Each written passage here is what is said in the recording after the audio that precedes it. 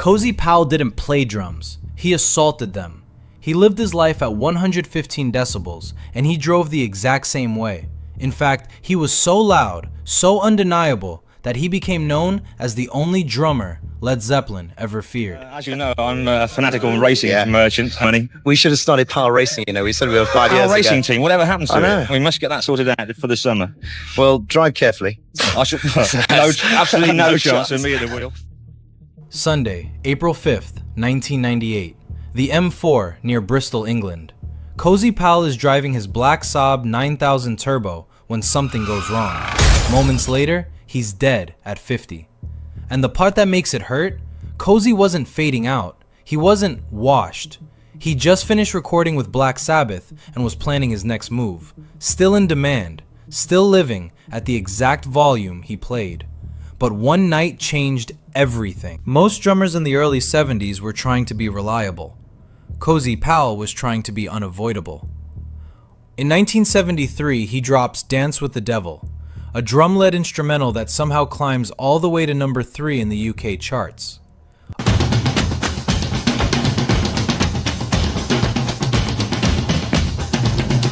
A drum track, top 3.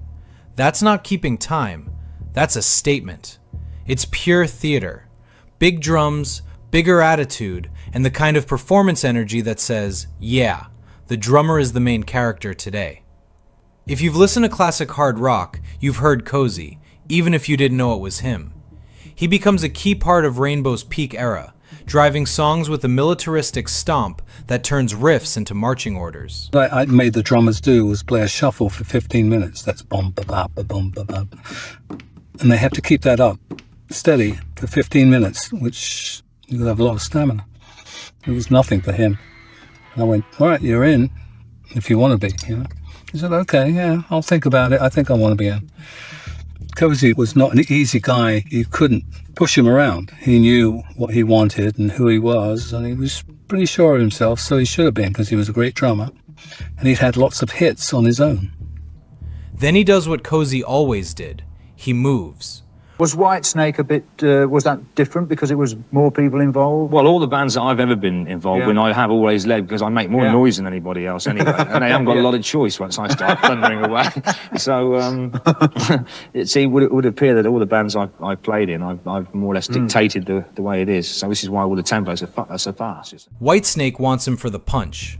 Black Sabbath wants him for the weight. Brian May wants him for the power. Robert Plant brings him into the solo world because Cozy doesn't play behind a song. He pushes it forward like it owes him money. So no, don't call him a guy who bounced around.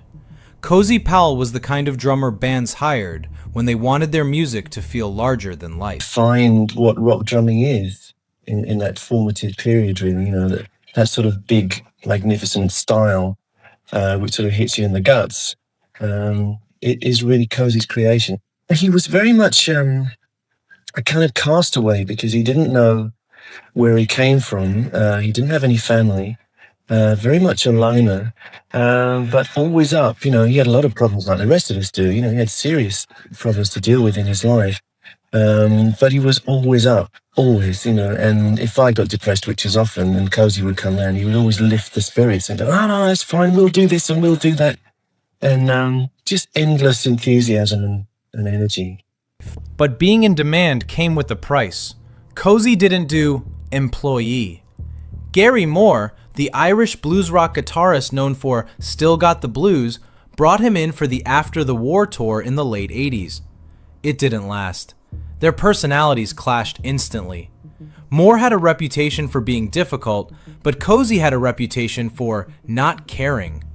When it fell apart, Cozy reportedly summed it up with one line: "You don't hire me, then tell me what to play. I'm Cozy fucking Powell." That was the pattern.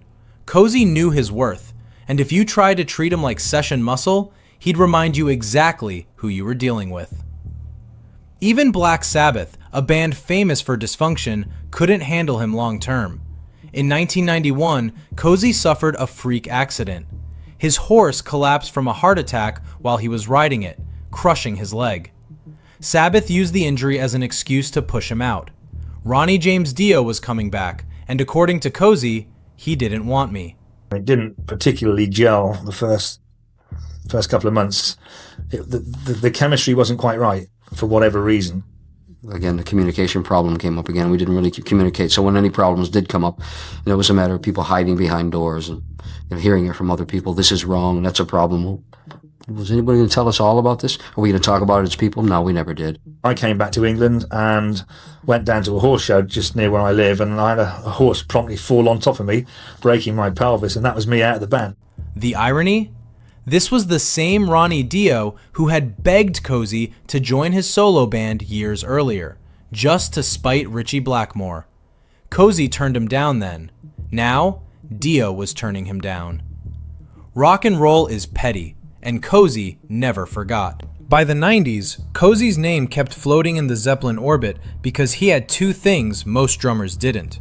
One, the raw power people associate with Zeppelin-sized music, and two, real history with Plant's camp.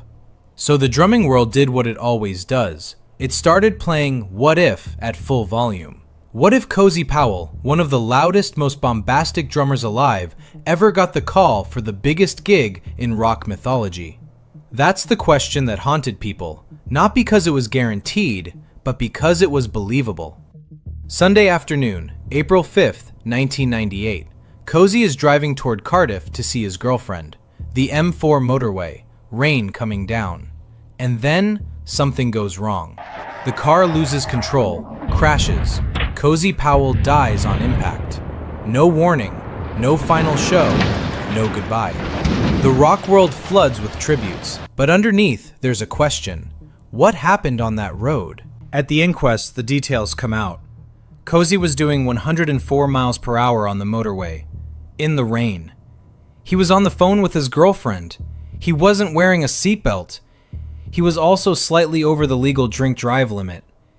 Investigators found evidence of a puncture. Whether it caused the crash or resulted from it, the outcome was the same.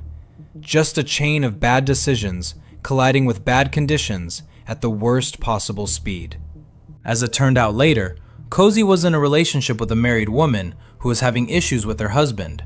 At the time of the car crash, she had called Powell and asked him to come to her place quickly. However, she was around 35 miles away, which is probably why he drove at a high rate of speed. Cozy Powell's legacy is brutal and simple. He played like rock was theater. Big moves, big sound, no subtlety required. And he lived the same way. Fast, loud, and allergic to breaks. But put on Stargazer, put on Dance with the Devil, put on anything he touched. That feeling, like the song just got wider, heavier, and more dangerous, that's Cozy. Not Bonham 2.0, not a myth, just Cozy Powell, built for maximum impact, who ran out of road. Mr. Cozy Powell! Smash that subscribe button right now. Don't just sit there. Join the crew, stay locked in, and let's keep the beat alive.